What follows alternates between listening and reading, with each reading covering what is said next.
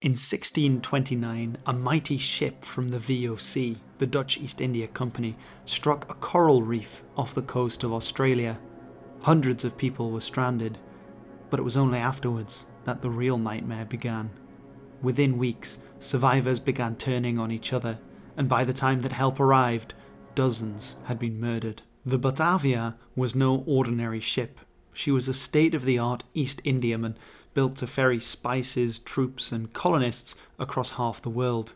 In October 1628, she set sail from the Netherlands on her maiden voyage bound for Java, part of the growing Dutch presence in the Indies.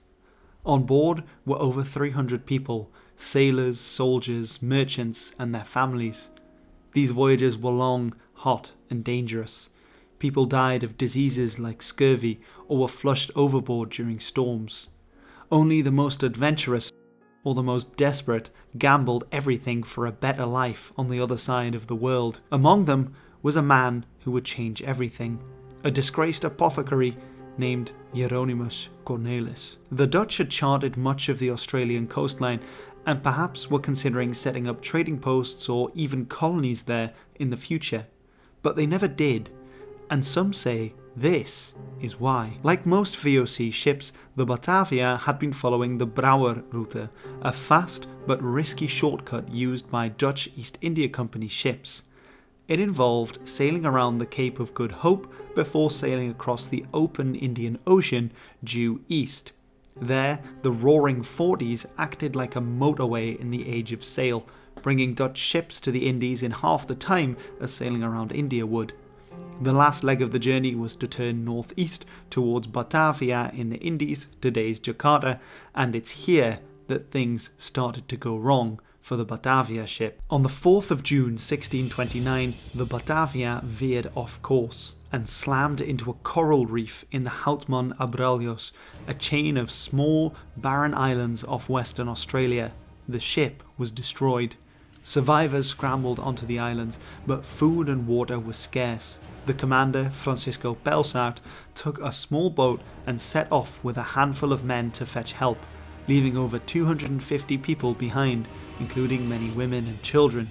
And that's when Hieronymus Cornelis made his move. But the wrecking of the Batavia hadn't been some freak accident. Belsart was an experienced merchant and made this journey many times before. Despite his experience, he had little standing in the eyes of the Batavia's skipper, his second-in-command, Adriaan Jacobzoon. The two had history, with Belsart publicly dressing Jacobzoon down for drunken and disorderly behaviour in the past, and now Jacobzoon wanted to get his own back. Recruiting a band of cronies, including the former apothecary Cornelis, Jacobzoon steered the ship off course, planning to steal the ship's supplies and riches to start a new life elsewhere. To instigate a mutiny, he and his gang targeted the 27-year-old Lucretia Jans. She was travelling to join her husband in the Indies. The mutineers hoped that by assaulting her, they would draw out a harsh response from Belsart and win more of the crew to their side. This ultimately failed though, when the young woman was unable to identify her abusers. But not long afterwards, the Batavia struck the reef and a new opportunity presented itself. With Belsart and Jacobzoon gone, Cornelis was left in charge.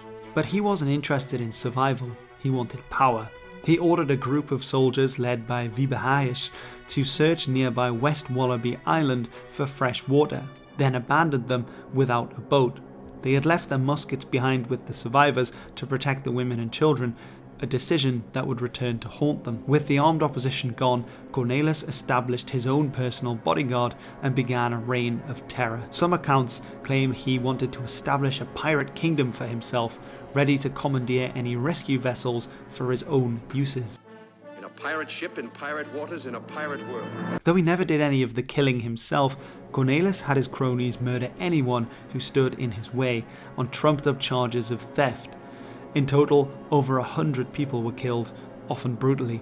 Women were enslaved and abused. Lucretia Jans was turned into Cornelis' personal slave.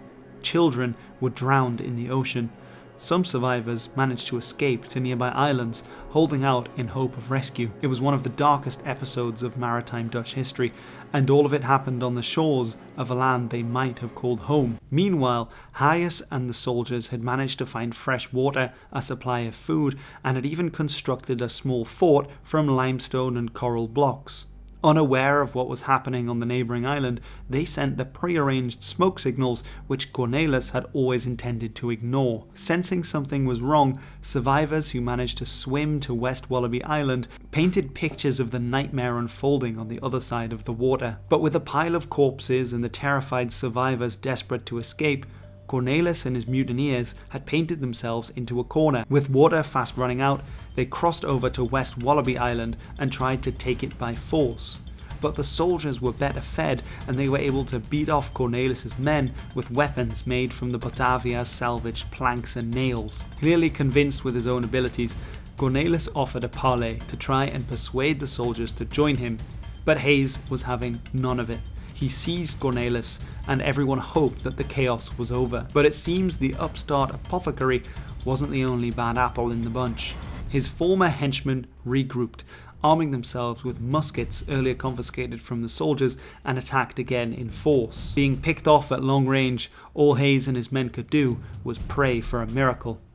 Belsat, in another miracle-worthy feat, had made it to Java and returned aboard the small VOC ship Sardam to rescue the survivors, entirely unaware of the bloody madness that had ensued in his absence. Just as it seemed Hayes and the soldiers would be overwhelmed, the Sardam's sails bloomed on the horizon. Both Hayes and Cornelis knew that whoever made it to the rescuers first could present their side of the story and paint the other as the instigator, sparking a furious race to the beach. Somehow, Hayes got there first, and the horrified Belsat ordered the ship's cannon to unload on the mutineers. With overwhelming force aboard the Sardam, they surrendered and were imprisoned. Justice was swift. Cornelis and his men were tried on the beach. Several were executed on the spot. Cornelis and the worst offenders had their hands cut off before being hanged. Others were taken back to Batavia for further, often brutal executions. 2 lesser mutineers were marooned on the Australian mainland, the first known Europeans to live there permanently centuries before British colonisation. We ultimately don't know what became of them, and there are few happy endings in this story. While Cornelis got his just deserts, Jacobszoon refused to confess and was not executed on the basis of a lack of evidence. His eventual fate is also unknown. Captain Belsat, despite his heroic rescue attempt, was deemed partially responsible because of what was seen as weak leadership and lost all of his financial assets. He died a year later of disease, but not before writing a detailed account of the Batavia's wreck and its aftermath. Lucrezia Jansz, undoubtedly traumatized by all she had endured, lived longer than Belsat. She arrived in Batavia to the news that her husband, who she was journeying to meet, had died a year earlier. To make matters worse, she found herself under investigation for her role in the Batavia's demise. The court even wanted permission to torture her as part of the inquest, as she denied the allegations made against her, but it's unclear if this request was granted. The number of testimonies accusing her by her fellow survivors was enormous. They accused her of ophitsing, stijving tot boze feiten, incitement, urging to evil deeds, and the killing of the protected and the rescued people, through which some have lost their lives due to her false instigation. Almost certainly this was born out of jealousy and a degree of scapegoating. Unlike the other female survivors who were common property, Jansz only had to share Cornelis' bed and perhaps enjoyed certain privileges when it came to food and water. A cauldron of stigma and shame almost certainly surrounded her in Batavia, and when she married a year later, it was to a sergeant who was well beneath her station. They returned together to the Dutch Republic in 1635.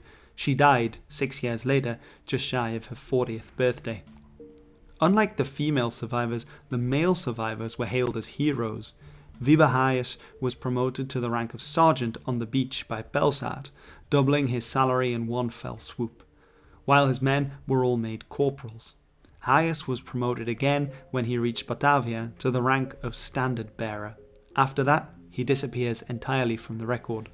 Of the 303 crew and 38 passengers aboard the Batavia, the month-long stranding off the Australian coast would ultimately claim the lives of 120. Theories abound as to why Cornelis orchestrated such a merciless campaign of violence when they were stranded. One possibility is that he feared his co-conspirator, Ariane Jacobson, might escape blame for their failed mutiny by pinning it all on Cornelis when he was in Batavia. That would have meant preparing to seize any rescue ship before word of their crimes could reach it. What might have started as a cold calculation to eliminate witnesses could have spiraled into unchecked bloodlust. Others look for psychological or medical explanations. Cornelis never personally carried out the killings, he delegated them. This has led some to suggest that he was a manipulative sadist, perhaps even a psychopath, who derived satisfaction from controlling others. There's also speculation that he suffered from neurosyphilis, a real possibility given that his young son had recently died of the disease before Cornelis departed for the East. Still others point to his radical religious views. Cornelis was more than a disgraced apothecary. He had been a follower of Rosicrucianism, a shadowy esoteric movement blending mysticism, alchemy and reformist ideals. He had even been a friend of Johannes van der Beek, the Dutch Golden Age painter known for his own heretical views. Cornelis' decision to join the VOC may have come after van der Beek was arrested and tortured for blasphemy. Now, marooned on an island beyond the reach of Dutch law, Cornelis may have seen an opportunity to build something new, a world with no God, no rules, and no morality, one ruled only by himself. Could this gruesome event have changed world history? It's hard to say, but the Dutch never attempted to colonise Australia. They mapped it, even named it New Holland, and then moved on. Maybe the harshness of the land discouraged them, or the lack of spices, although maybe the trauma of the Batavia convinced them it wasn't worth the risk. Whatever the reason, it left the continent open for another empire. The Batavia's wreck lay hidden for centuries, with much speculation as to its final resting place.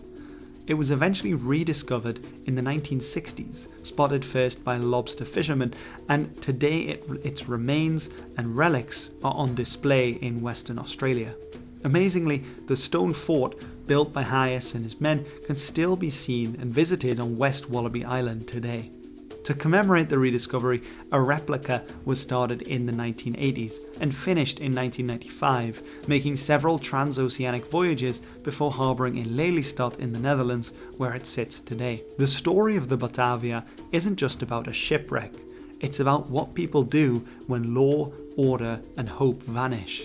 It presents some of the very worst elements of humanity, like Cornelis and his men murdering and abusing survivors of a shipwreck for their own gain. But also some of the very best. The heroism of men like Belshaard in making the journey to the Indies in a rowing boat to go for help, or of Hyas and his men to fight back against tyranny, or Lucrezia Jansz to persevere and survive against all the odds in a world turned against her. It's about how thin the line is between civilization and chaos, and perhaps it's about a moment that changed the course of colonial and certainly Australian history. Was this the disaster that stopped the Dutch from claiming Australia? Let me know what you think in the comments. And if history had been different, what would a Dutch Australia look like? If you enjoyed this dive into some Dutch colonial history, then hit the like button, subscribe, and how about ringing the bell to stay updated when I next upload. Thank you all very much for watching, and I will see you in the next one.